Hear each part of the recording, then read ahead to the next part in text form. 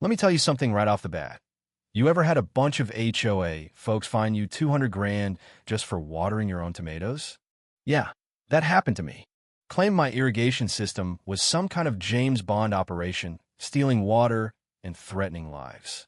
What they didn't know, what they couldn't even imagine, was that I'm not just some stubborn farmer out here in the California dust.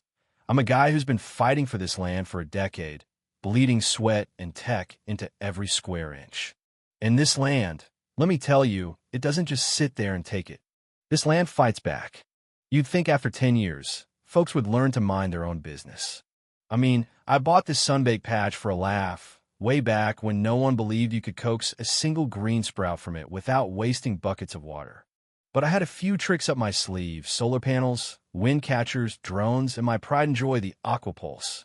That's a smart irrigation network, AI-driven, weather-synced, saving 70% more water than any of these so-called traditional systems.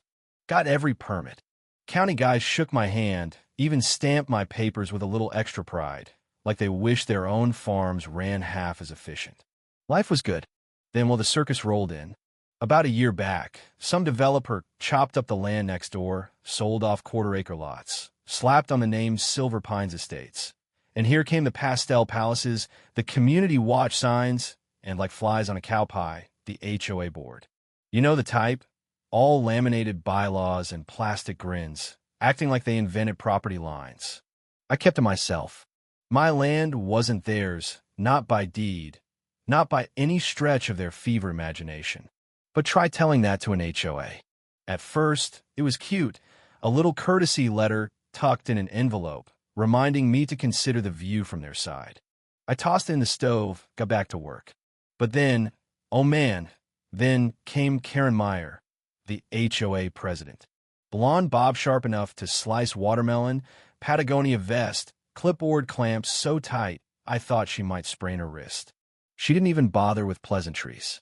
"We need to talk about your irrigation system," she said, pointing her pen at my field like it was Chernobyl.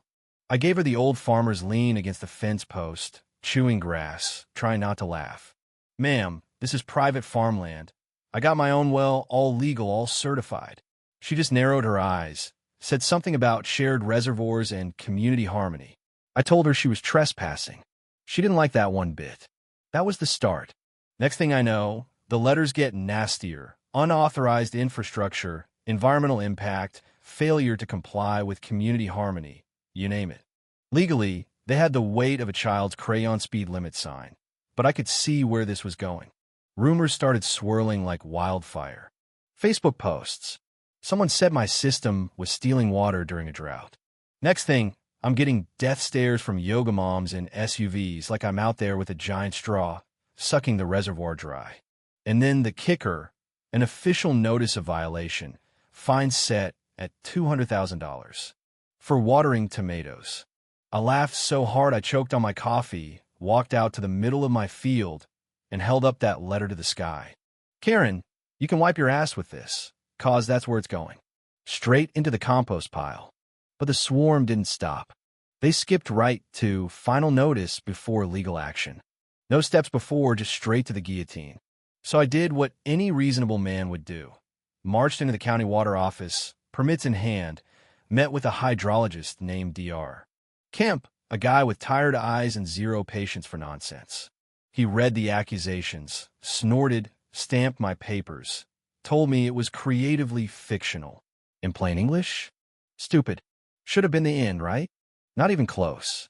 Next week, a county inspector rolled up, said he'd gotten a complaint I was diverting municipal water. I pointed at my well, 5 miles off the grid. He checked the place, whistled low, said my setup ought to be in textbooks. But Karen and her squad weren't giving up. Suddenly, my mug shots all over the HOA bulletin, urgent community alert, local farmer threatens water security, unauthorized technology might drain resources. They slid those under every door, printed my worst Facebook photo. I looked like I hadn't slept since the last drought. Residents started showing up at my gate, waving those bulletins like pitchforks. "Are we going to run out of water?" one lady screamed. "Ma'am, the only thing running out is common sense," I said. She didn't laugh.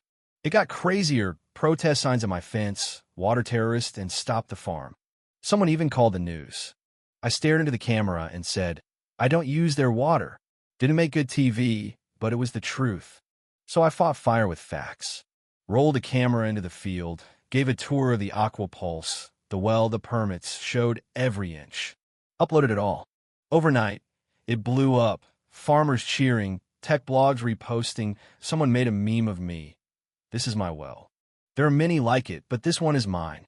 Karen went nuts, claimed my video was fake. She had evidence coming. Of course she didn't. But the noise got loud enough that even my clients started backing off. I watched money dry up like spilled water on a summer driveway. That's when it turned ugly. Fence posts knocked askew, torn tarps, some idiot buzzing my fields with a drone. Then they cut the cable to one of my soil sensors, left pruned rose stems in the dirt as a message. I tightened security, tried to laugh it off, but that kind of laughter sours in your mouth. One morning, walked out and found rows of basil and kale blackened, oily residue on the leaves, chemical stink in the air. Targeted sabotage, someone with enough herbicide know how to hurt, but not kill the field. I filed a report. The deputy listened, said it was criminal, but hard to prove. My agronomist buddy ran the tests. Sure enough, it was sabotage. Silver Pine spun it as proof I was the problem. They even organized a midnight demonstration of concern.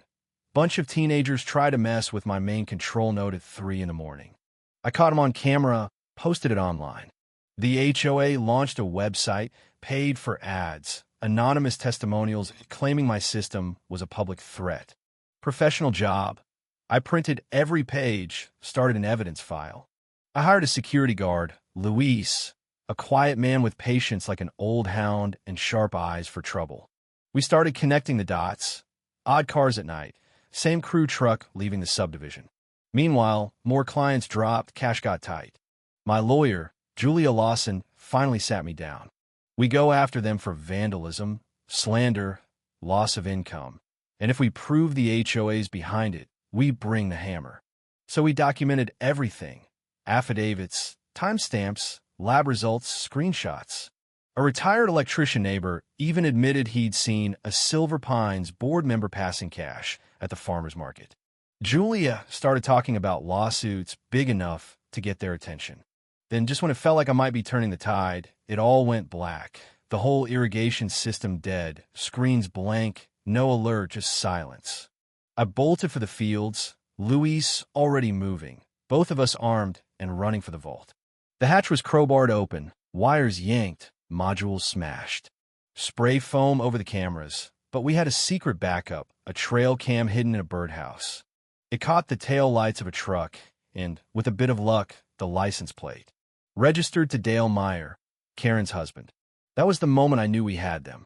Julia filed criminal and civil charges. $1.5 million for damages, loss of income, defamation, trespassing. I filmed the aftermath, walked the internet through the ruins. The story exploded. National press, tech forums, farm blogs. Suddenly I wasn't the water thief. I was the guy standing up to HOA insanity. Clients came back. A Portland startup offered to rebuild my system for free. People donated to my legal fund so fast I had to shut it down. The trial was a circus. Local TV staked out the courthouse, packed gallery, farmers and techies cheering me on, Karen and Dale looking like they'd swallowed a bucket of gravel. Their lawyer tried to paint me as a recluse with a god complex. Julia was a machine. Every email, every social post, every smear campaign blown wide open. The twist? Their own secretary turned on them. She read out board notes, showed Karen had authorized spy equipment, called me a threat to suburban order. Then the IT guy proved the fake website came from Karen's own home IP. Dale pled the fifth when they asked about the night of the sabotage. Even the bailiff raised his eyebrows.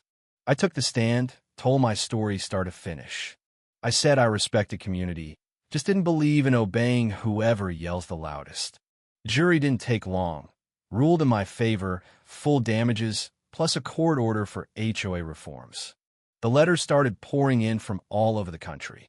Farmers, engineers, people who'd never met me, but said I'd given them hope. My channel blew up. Folks wanted to see what standing your ground looked like. Clients returned, new contracts landed, Whole Foods even called, but I told them, keep my dirt-stained hands in the pictures. Silver Pines booted Karen and Dale.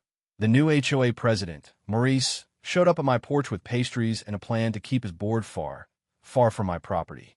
I shared my best pie recipe, sent him home with produce, and called it a truce. A few neighbors brought bread and jam, awkward apologies in hand. I took them all, not because I needed their forgiveness, but because bitterness is a weed I won't let grow. The sheriff closed the vandalism case. Dale took a plea deal, public apology, restitution, a year's probation. His apology video was stiff as a barn door, but the check cleared. I gave a speech at the county meeting, talked about balance, progress and respect, freedom and responsibility.